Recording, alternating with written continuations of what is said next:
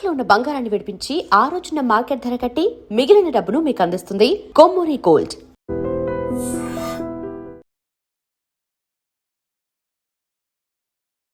నమస్కారం, welcome to I dream. ధర్మ మార్గం విత్ విజిత కార్యక్రమానికి స్వాగతం.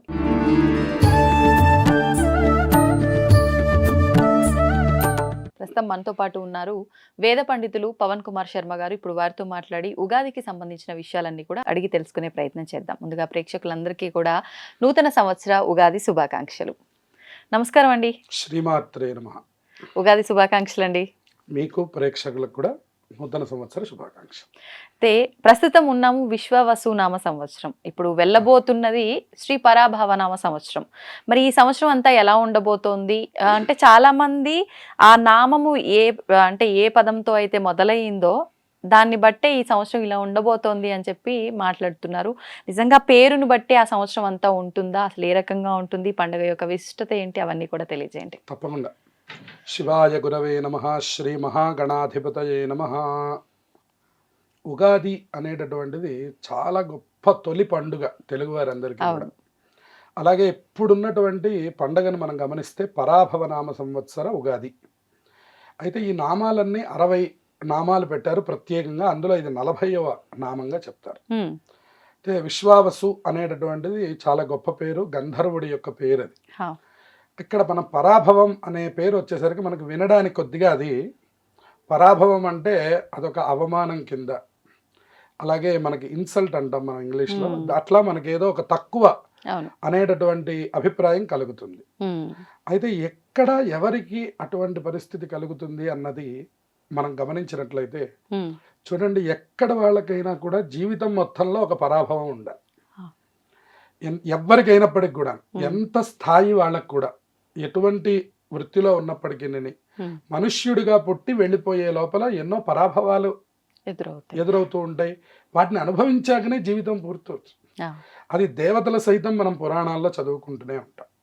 అంత మాత్రం చేత పరాభవం అనే మాట అయ్యో ఎలా పెట్టారు అని అనడానికి మనకేం వీల్లేదు. అంటే అన్నీ ఉంటాయి అనడంలో పరాభవం కూడా ఉంది. అందరికీ అభిప్రాయం ఏముంటుందంటే, లోకంలో మీరు చాలా మందిని చూస్తే నేనే గొప్ప, నా దగ్గర ఉన్నదే గొప్ప అనేటటువంటి అభిప్రాయం ఎవరికి ఉన్నదో వాళ్ళందరికీ ఇప్పుడు పరాభవం జరుగుతుందని అర్థం. ఓవర్ కాన్ఫిడెన్స్ ఎవరికి ఉంటుందో వాళ్ళకి అది మామూలు కాన్ఫిడెన్స్ చేసేస్తుంది అన్నమాట. ఓవర్ అనే పదం తీసేస్తుంది అన్నమాట. చూడండి, బంగారం చాలా హైప్కి వెళ్ళిపోతుంది. ఉదాహరణకి మనం బంగారం లాంటి పదార్థాలు తీసుకోవచ్చు. అలాగే కొన్ని ఇట్లా ఏదో హైకి వెళ్ళిపోయినటువంటి వాటి అన్నిటికీ కూడా పరాభవం తప్పదు. అది ఈ సంవత్సరంలో మనం గమనించవచ్చు. అంటే బంగారం రేటు తగ్గిపోతుందనా? బంగారం రేటు కూడా బాగా తగ్గుతుంది ఈ సంవత్సరంలో. అందరికీ అందుబాటులోకి వచ్చేస్తుంది. మనం ఊహించిన స్థాయిలోకి బంగారం కూడా వచ్చేస్తుంది. అదే పరాభవనామ సంవత్సరం యొక్క విశేషం అన్నమాట. ఎవరెవరు మాకంటే గొప్పవాళ్ళు లేరు అనుకుంటున్నారో ఆ గొప్పవాళ్ళు లేరు అనుకున్న వాళ్ళందరికీ గొప్పవాళ్ళని చూపిస్తుంది అన్నమాట. వాళ్ళకు ఉన్నటువంటి ఆ ప్రాభవం అంతా పరాభవం అవుతుంది అన్నమాట. అది పరాభవం అనేటువంటి మాట చాలా గొప్పది. అది అందరికీ ఉండాలి అని. అందుకనే మనం ఉగాది పండగ వచ్చేసరికి అసలు ఒక ప్రిపేర్డ్గా ఉంటాం. కారణం ఏంటంటే ఇక్కడి నుంచి కొత్తది మొదలవుతోంది అని ఒక ఉత్సాహం మనకు మొదలవుతుంది. 2000 మామూలుగా మనం జనవరి 31వ తారీఖు, జనవరి 1వ తారీఖు, డిసెంబర్ 31వ తారీఖు మధ్య చేసుకున్నటువంటి సంవత్సరం ప్రారంభం కంటే కూడా ఇది అందరికీ తెలుసు, ఇది కొత్తది అని.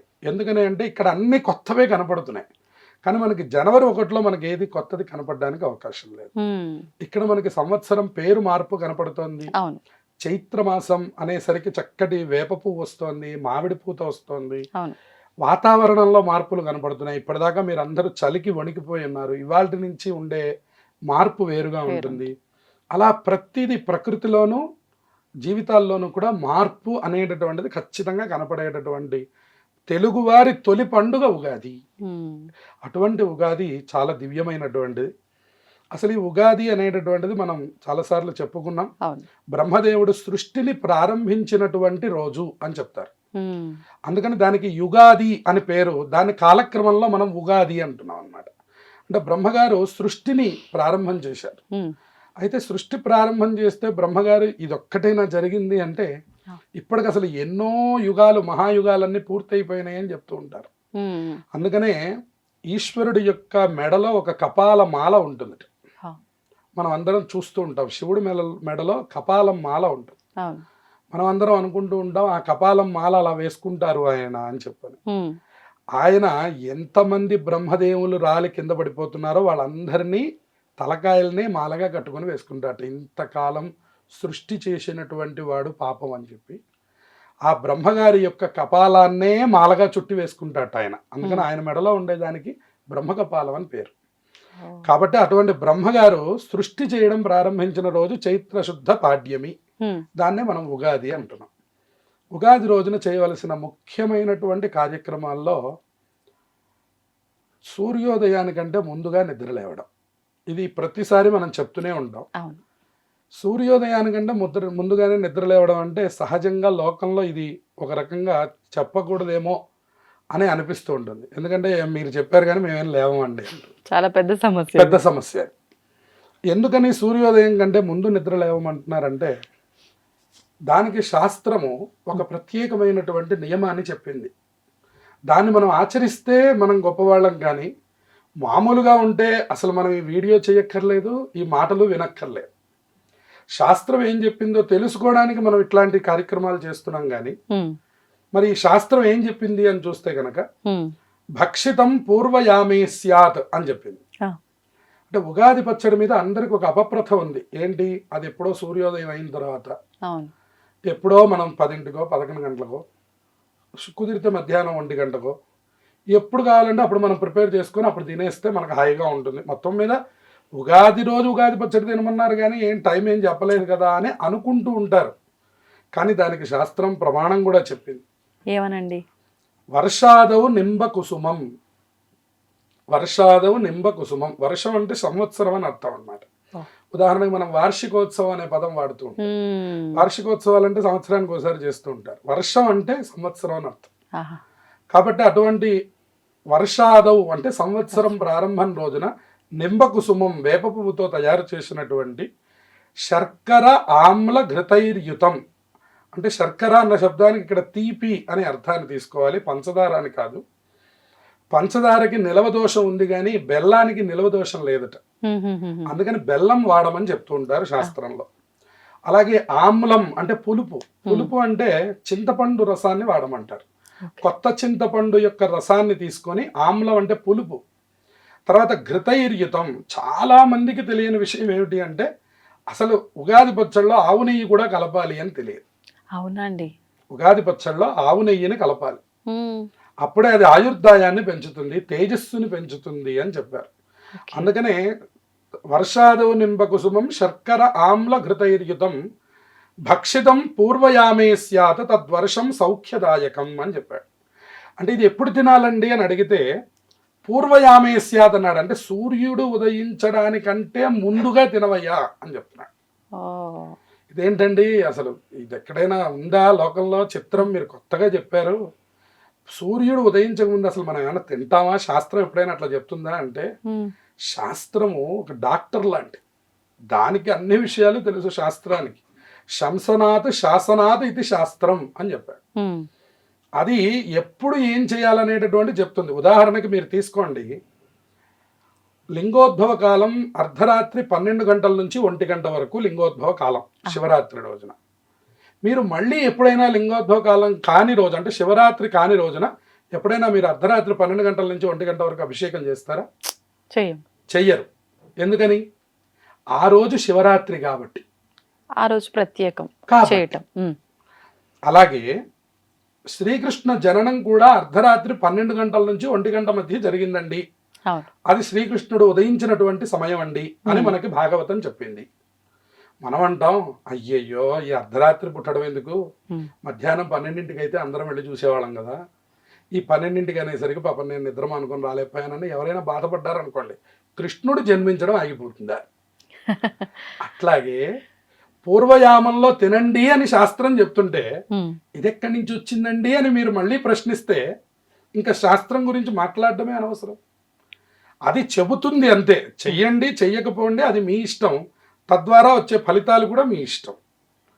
అందుకని శాస్త్రం చెప్పిన వాక్యాన్ని శాస్త్ర ప్రమాణంగా చెప్పడం మా పని కాబట్టి, మా బాధ్యత కాబట్టి ఇది తెల్లవారుజామునే నిద్ర లేవడం, కనీసం 5 గంటలకి 5:30 గంటల కన్నా నిద్ర లేస్తే తైలే గంగా జలే లక్ష్మి అని చెప్పాడు.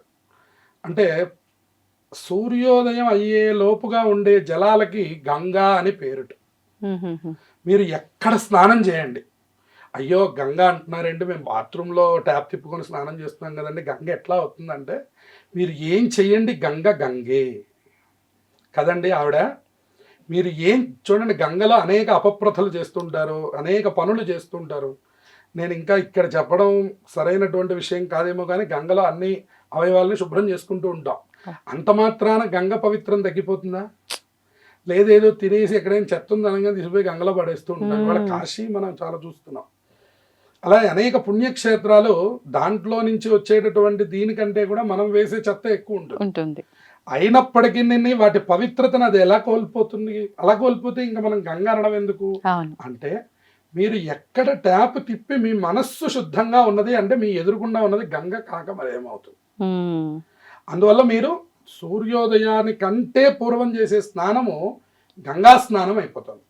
తైలే లక్ష్మి అని చెప్పాడు అనమాట. తైలం పూసుకోండి అయ్యా ఒంటికి అని చెప్పాడు. తైలం అంటే మళ్ళీ ఏ నూనె అండి అనే అనుమానం వచ్చినప్పుడు నువ్వుల నూనె, అనుమానం లేకుండా స్పష్టంగా చెప్తున్నది నువ్వుల నూనె. అయ్యయ్యో నువ్వుల నూనె ఒంటికి రాసుకోవచ్చా అండి, ఆవ నూనె రాస్తే మంచిదా, కొబ్బరి నూనె రాస్తే మంచిదా అంటే అసలు నువ్వుల నూనెలోనే లక్ష్మీదేవి ఉన్నదిట. అందువల్ల నువ్వుల నూనెని చక్కగా అలదుకుంటే జ్యేష్ఠాదేవి ముందు మన ఒంటి మీద నుంచి పోతుందట. ఎవరైనా స్త్రీ పురుషులు సమస్తం వయస్సుతో కూడా సంబంధం లేదు ఇక్కడ. అందరూ ఒంటికి నూనె రాసుకోవాలి. వాళ్ళకంటే పెద్దవాళ్ళు మాడుకు పెట్టాలి, మిగిలిందంతా వాళ్ళే రాసుకోవాలి. చక్కగా ఒంటికి నూనె రాసుకొని పెందలాడి స్నానం చేసి చక్కనైన నూతనమైనటువంటి దృఢమైన వస్త్రాలు చక్కగా ధరించి ఆ తర్వాత ముందు ఇంట్లో ఉన్నటువంటి దేవతలకి నమస్కారం చేయడం, తర్వాత ప్రత్యక్ష దేవతలైనటువంటి తల్లిదండ్రులకి నమస్కారం చేయడం.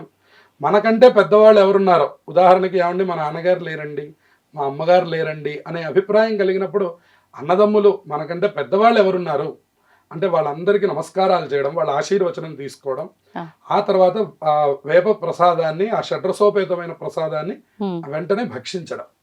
ఇది అధమంలో తక్కువలో తక్కువ 7 గంటల కన్నా పూర్తి చేయండి అయ్యా అని చెప్పారు.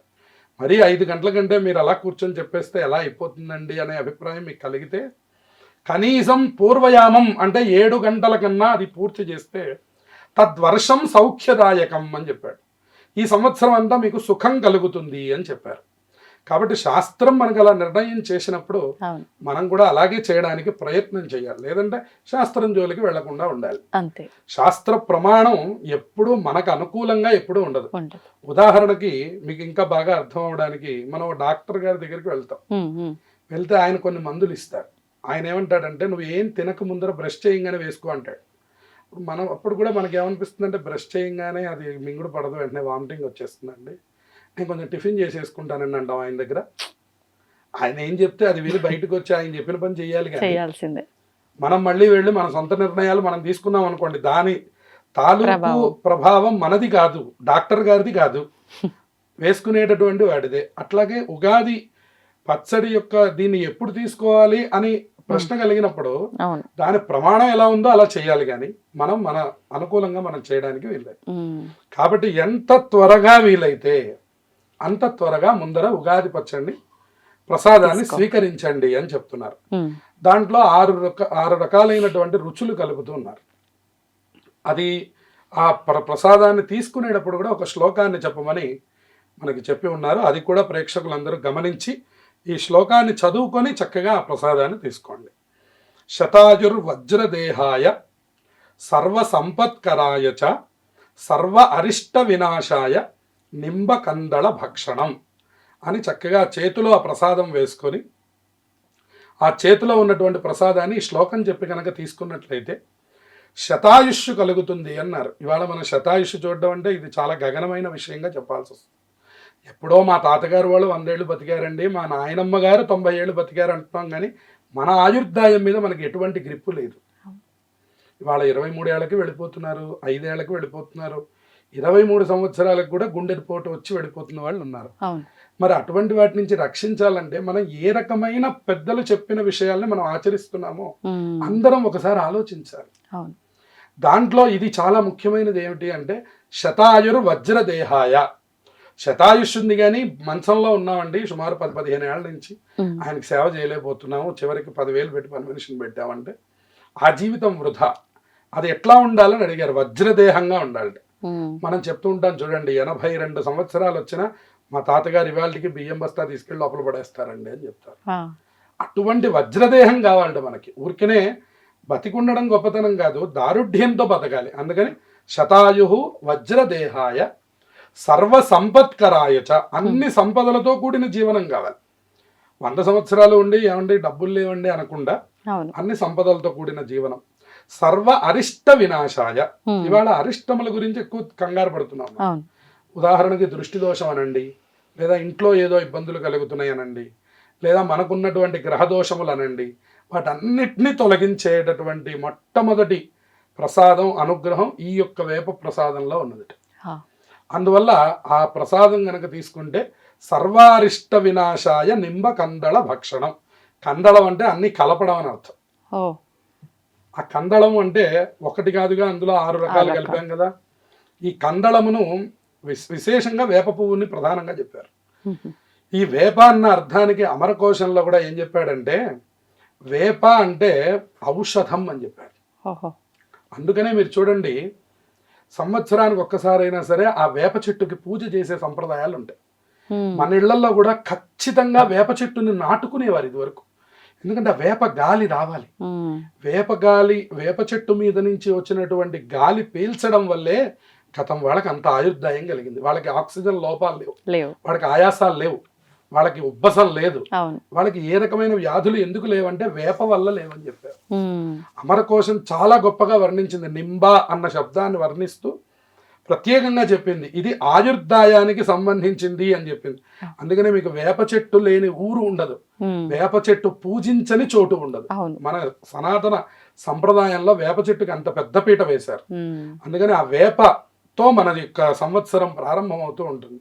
కాబట్టి అటువంటి వేప ప్రసాదాన్ని తీసుకోవడం, తల్లిదండ్రులు, గురువులు, పెద్దల ఆశీర్వచనాన్ని తీసుకోవడం, ఇష్టదేవత, కులదేవత ప్రార్థనలు చేయడం, అలాగే మనకి ఇష్టమైనటువంటి దేవాలయానికి వెళ్ళి రావడం. ఇక ఉగాది రోజు చేయవలసిన ఇంకొక ముఖ్యమైన పని ఏమిటి అందరికీ తెలిసింది, పంచాంగ శ్రవణం. పంచాంగ శ్రవణం చాలా గొప్పదైనటువంటిది అని చెప్తున్నారు. అది అందరూ చెయ్యాలి. అయితే అందరికీ పంచాంగ శ్రవణం కంటే కూడా ఎక్కువ రాశి ఫలం మీద ఎక్కువ ఆసక్తి ఎక్కువగా ఉంటుంది. ఈ రాశి ఫలం కంటే కూడా మీరు తెలుసుకోవాల్సింది ఏంటంటే అసలు నాయకులు ఎవరు, రాజు ఎవరు, మంత్రి ఎవరు, అలాగే ఈ రవి ఆరుద్ర నక్షత్రంలో ప్రవేశించిన తర్వాత అసలు వర్షాలు ఎలా ఉన్నాయి, ఇటువంటి అంశాల గురించి మాత్రం 90 మందికి అవసరం లేదు. అందరూ అడిగేది ఏంటంటే మాది తులారాశి ఎలా ఉంది తెలుసుకోవాల్సింది నవనాయకుల ఫలితాలు. కానీ నవనాయకుల ఫలాలు పాపం గుళ్ళో కూర్చొని ఎవరైనా పెద్దలు చెప్తూ ఉన్నా దాన్ని వినడానికి ఎవరికి ఆసక్తి లేదు. ఏమున్నది అంటే మా తులారాశి కాబట్టి మాది ఎట్టా ఉందో చెప్పండి, మాది మిథున రాశి మాది ఏంటో చెప్పండి. అంటే కేవలం మీది తెలుసుకుంటే ఇది పంచాంగ శ్రవణం కాలేదు. పంచాంగ శ్రవణం అంటే అసలు ఈ సంవత్సరం ఏం జరుగుతుందో తెలుసుకుంటే అది పంచాంగ శ్రవణం. ఇదివరకు అందరికీ అవగాహన ఉండేది వర్షాలు పడతాయి అని. ఇవాళ మనం ప్రత్యేకంగా అందరినీ కనపడినప్పుడు అడుగుతూ ఉంటాం, మరి పంచాంగ శ్రవణం చేస్తే మీకు ఆ రోజే తెలిసిపోయేదిగా, అంటే ఆ రోజు మేము వినలేదని అర్థం. అందుకని ఎక్కువ మంది పంచాంగ శ్రవణం అనే మాటకు అర్థం తెలియకుండా ఉన్నారు. ఇక పంచాంగం అనే మాట మాట్లాడుతున్నాం మనం. దీనికి ఒక్కొక్క దానికి ఒక్కొక్క ఫలితం చెప్పారు. పంచాంగము అంటే తిథి, వార, నక్షత్ర, యోగ, కరణ, ఈ 5 కలిపితే పంచాంగం. అయితే ఈ 5 ఎందుకండి, ఇంకా చాలా విషయాలు ఉన్నాయి కదా అంటే ఈ 5 మాత్రం రోజు మారిపోతుంటాయి, మిగతావి మారు. సంవత్సరం పేరు మారుతుందా? సంవత్సరానికి ఒక్కసారి మారుస్తుంది. ఉదాహరణకి దక్షిణాయనే అన్నారనుకోండి, 6 నెలల తర్వాత చెప్తాం. మళ్ళీ ఒక మాసే అన్నారనుకోండి, 1 నెల తర్వాత మారుస్తాం. పక్షే అన్నారనుకోండి, 15 రోజుల తర్వాత మారుస్తాం. కానీ ఇవి మాత్రం రోజు మారుస్తాం. తిథి ఇవాళ పాడ్యమి అని చెప్పామనుకోండి, రేపేం చెప్పాలి, విధియా అని చెప్పాలి, ఎల్లుండి తదియా అని చెప్పాలి, వెంటనే మార్చాలి దాన్ని. అట్లాగే వారం కూడా వెంటనే మారాలి. ఇవాళ గురువాసరే అన్నాం అనుకోండి, రేపు భృగువాసరే అనాలి. ఆహాహా. రేపు శుక్రవారం అని చెప్పాలి. ఆ. అట్లా మారిపోతూ ఉంటాయి. నక్షత్రం ఇవాళ అనురాధ, రేపు జ్యేష్ఠ, ఎల్లుండి మూల, అలా మారిపోవాలి. అలాగే యోగాలు అంతే, కరణాలు అంతే, అన్నీ మారిపోతాయి. ఈ మారేటటువంటి యొక్క విషయాన్ని తెలుసుకుని మీకు జాగ్రత్తలు చెప్పేటటువంటి గ్రంథమునకు పంచాంగం అని పేరు. ఈ పంచాంగమును అందరూ ఏం చేస్తుంటారంటే అదేదో బ్రాహ్మణులకు సంబంధించింది, అదేదో పురోహితులకు సంబంధించింది, ఇది మనది కాదు, మనం ఏదో గుళ్ళో వెళ్ళి కూర్చుంటే మనకి ఏదో 2 మాటలు చెప్తారు, అవి విని ఇంటికి వచ్చేద్దాం అని అనుకుంటూ ఉంటారు. కానీ ఇక్కడ శాస్త్రం ఏం చెప్తుందంటే పంచాంగం అందరూ కొనుక్కోవాలని చెప్తున్నాం. పంచాంగం అనేటటువంటిది ఇదేదో మాకు సంబంధించిందో ఇంకోళ్ళకి సంబంధించిందో కాదు, మీకు అందరికీ సంబంధించింది. ఇది పబ్లిక్ లో పెట్టి కొట్లో పెట్టి ఎందుకు అమ్ముతున్నారు? ఇది అందరికీ కావాలి కాబట్టి అందరూ కొనుక్కోవడానికి. ఇది మీరందరూ కూడా కొనుక్కోవాలి. కొనుక్కోవడమే కాదు, దీన్ని కొంచెం ఒక 5 బ్రాహ్మణులకైనా 5 పంచాంగములు తీసుకొని వెళ్ళి దక్షిణాయుతంగా దానం చేయాలి. పంచాంగం దానం ఇవ్వాలి. ఎందుకని ఇంతవరకు ఖచ్చితంగా ఇచ్చేవారు. పంచాంగం గనక ఎప్పుడైనా బ్రాహ్మడికి దక్షిణ సహితంగా ఇచ్చి దండం పెడితే గోదానం చేసినటువంటి ఫలితం వస్తుందని చెప్పారు. గోదాన తుల్యం రుణాం ఆయుర్వృద్ధిదముత్తమం శుభకరం సంతాన సంపత్ప్రదం నానాకర్మ సుసాధనం సముచితం పంచాంగం ఆకర్ణ్యతామని పంచాంగ ఫలితం చెప్తారు. అందుకని ఏం చెయ్యాలి ఉగాది రోజు అంటే కనీసం 5 పంచాంగాలు 6 పంచాంగాలు కొనుక్కోవాలి. ఒక పంచాంగాన్ని ఇంట్లో దేవుడి దగ్గర పెట్టి నీకు తెలిసినా తెలియకపోయినా భగవద్గీత అనే గ్రంథం నీ ఇంట్లో ఎలా ఉందో, మనకి తెలిసినా తెలియకపోయినా ఎన్నో గ్రంథాలు ఇంట్లో పెట్టుకుంటే పుణ్యం వస్తుంది. లలితా సహస్రనామం పుస్తకం వస్తుంది, ఒక్కనాడు చదవడు లలితా సహస్రనామం మొత్తం, కానీ మన ఇంట్లో ఆ పుస్తకం పెట్టుకుంటాం. ఎందుకని? అమ్మవారిది చాలా విశేషం. అలాంటి విశేష పుస్తకాలలో ఈ పంచాంగం కూడా ఒకటి. మీరు దాన్ని కేవలం ముట్టుకున్న మాత్రం చేతనే అద్భుతమైనటువంటి ఫలితాలు వస్తాయి. మనకి పంచాంగం గురించి తెలియక్కర్లా. భగవద్గీత 700 శ్లోకాలు చదివేవాడు చాలా అరుదుగా ఉంటాడు. కానీ భగవద్గీత అనే గ్రంథం ఎక్కడ ఉంటుందో అక్కడ అద్భుతమైనటువంటి ఫలితాలు వస్తాయి. దాన్ని అందరూ చెప్తూనే ఉన్నారు ఇప్పుడు. అట్లాగే పంచాంగం కూడా, పంచాంగంలో ఉండే విషయాలు మీకు తెలియాల్సిన అవసరం లేదు. కానీ మీరు పంచాంగం అనే గ్రంథాన్ని మీ ఇంట్లో పెట్టుకుంటే మీకు అద్భుతమైనటువంటి ఫలితాలు వస్తాయి. అలాగే దాన్ని దానం చేయండి కనీసం 5గురికి. ఇవాళ అది 100 రూపాయలు కూడా లేదు అటువంటి గ్రంథం పంచాంగం. కానీ మన జీవితాల్ని శాసిస్తోంది. ఇది విరాట్ పురుషుడికి వేదమునకు అంగంగా కలిగినటువంటి ఒక శాస్త్రం. ఇవాళ దీని మీద ఎన్ని అపప్రథలు రానివ్వండి, జ్యోతిష్యానికి ఉన్నటువంటి లక్షణం. మీరు ఇంకొక విషయాన్ని బాగా గమనించండి. ఉదాహరణకి మొన్న గ్రహణం అయింది, చంద్రగ్రహణం. ఏ నాసా వాళ్ళు మనకి గ్రహణం గురించి రాస్తున్నారండి? మీరు ఎలా తెలుసుకుంటారు గ్రహణం వస్తుందని? పంచాంగం ఆధారంగానే తెలుసుకోవాలి. ఇవాళ ఇటువంటి ఎక్కడో ఎత్తులో జరుగుతున్నటువంటి ఇన్ని విషయాలని తెలుసుకొని time to time, pin to pin మీరు మళ్ళీ చూస్తే చంద్రుడు మీకు వెంటనే కనపడతాడు. మొన్న ఉదాహరణకి 6:48 గ్రహణం పూర్తయింది అంటే 7వ గంటకి మనందరికీ పూర్ణ చంద్రుడు కనిపించాడు. మీరు అసలు పంచాంగం నమ్ముతాను నమ్మను అనడం ఏంటి? మీకంటే మూర్ఖులు ఎవరుంటారు? సాక్ష్యాలు కనిపిస్తున్నాయి. ఇదేమన్నా మన ఇంట్లో పెట్టిందా? ఎర్త్లో పైన ఆకాశంలో జరిగింది. ఎవరెళ్ళి అడ్డు పెడతారు? క్రియేషన్ కాదుగా. మీరు ఇప్పుడు అయ్యప్ప స్వామి వారి మకర జ్యోతికి కూడా వెళ్ళి వెలిగిస్తున్నారండి అని చెప్తున్నారు. అరుణాచలం జ్యోతి వెలిగిస్తున్నారండి, అదేం వెలగదని దాని మీద డిబేట్లు పెట్టి మాట్లాడుతున్నారు. ఇప్పుడు నాకు చెప్పండి, చంద్రగ్రహణం గురించి ఎవరెళ్ళి చంద్రుడిని మూస్తున్నారు, ఎవరెళ్ళి చంద్రుడిని తెరుస్తున్నారు? ఇంతకంటే మూర్ఖత్వం మనం ఏం చెప్పాలి సనాతన ధర్మం మీద?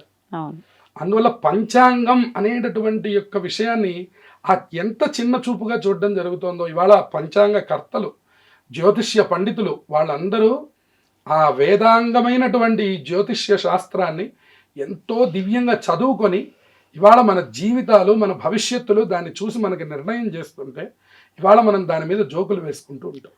ఇవాళ కన్నతల్లి మీద జోకులు వేస్తున్నటువంటి వాళ్ళం మనం.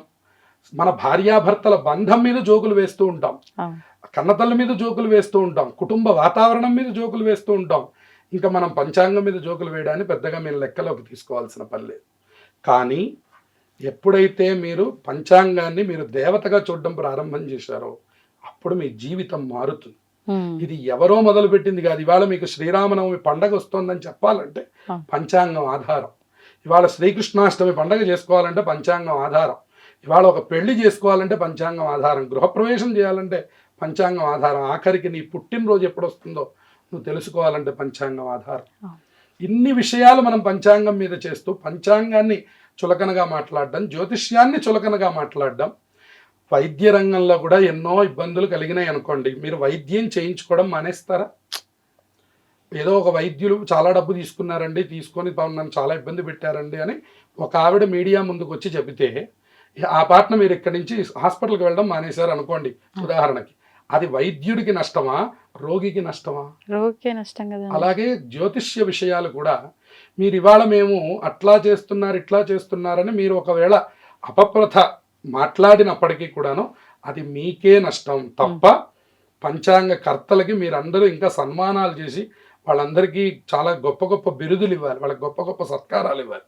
ఎవరు చూడగలరండి ఆకాశంలో జరిగే గ్రహణాన్ని సరిగ్గా రోజుతో సహితంగా సంవత్సరన్నర ముందు రాయగలిగే దమ్మున్న మగవాడిని నాకు చూపించండి. కాబట్టి అటువంటి పంచాంగములను మనం చక్కగా ఆధారం చేసుకొని దాని గొప్పతనం తెలుసుకొని, ఇవాళ పంచాంగం అనే శబ్దానికి ఎంత గొప్ప అర్థం ఉందో, తిథైశ్చ శ్రియమాప్నోతి అని చెప్తున్నాడు. తిథి కనుక నువ్వు తెలుసుకున్నావు అంటే నీకు డబ్బు సంపద కలుగుతుంది. శ్రియమాప్నోతి, వారాతు ఆయుష్య వర్ధనం, వారం వల్ల ఆయుష్ పెరుగుతుంది. నక్షత్రై శమయతే పాపం, నక్షత్రం వల్ల పాపం పోతుంది నక్షత్రం తెలుసుకుంటే. యోగాతు రోగ నివారణం, యోగం వల్ల రోగ నివారణం కలుగుతుంది. అలాగే కరణాత్ కార్యసిద్ధించ, పంచాంగం ఇది లక్షణం. కరణం తెలుసుకుంటే కార్యసిద్ధి కలుగుతుంది. అందుకని నీకు తెలిసినా తెలియకపోయినా పంచాంగాన్ని రోజు ఒకసారి చూడటం, రోజు ఒకసారి పంచాంగాన్ని తాకడం ద్వారా ఈ 5లతో కూడినటువంటి ఈ పంచాంగము నీకు ఈ లక్షణాలన్నీ, ఈ అనుగ్రహం అంతా చేస్తుంది. పాపం పోతుంది, కార్యసిద్ధి కలుగుతుంది, రోగ నివారణం కలుగుతుంది, డబ్బు సంపద కలుగుతుంది, మరి ఆయుష్ కూడా వృద్ధి చెందుతుంది అన్నారు. ఇంకా ఇంతకంటే మనం కోరుకునేది ఏమిటి? పంచాంగము కొనుక్కోవడం, పంచాంగమును దానం చేయడం, పంచాంగమును ఇంట్లో పెట్టుకోవడం, పంచాంగం పట్ల వైదికమైనటువంటి శ్రద్ధని ప్రకటించడం అందరి బాధ్యత. ఇక్కడ కుల మత వర్ణ భేదములు లేవు. మరొకసారి బాగా గమనించి అందరూ పంచాంగములు కొనుక్కోండి, పంచాంగములను దానం చేయండి. అలాగే పంచాంగములతో కూడినటువంటి మన ఇంట్లో పూజా మందిరంలో పెట్టుకోండి. ప్రతిరోజు ఒకసారి నమస్కారం చేయండి. దాని ద్వారా సకల శ్రేయస్సులు కలుగుతాయి. ధన్యవాదాలండి. శుభమస్తు. తవ్వండి, తవ్వుతూనే శివలింగం. పరమాత్మకు జీవా సరే దాన్ని అట్లా కప్పేసేయండి, చూపించదండి. Krishna is there.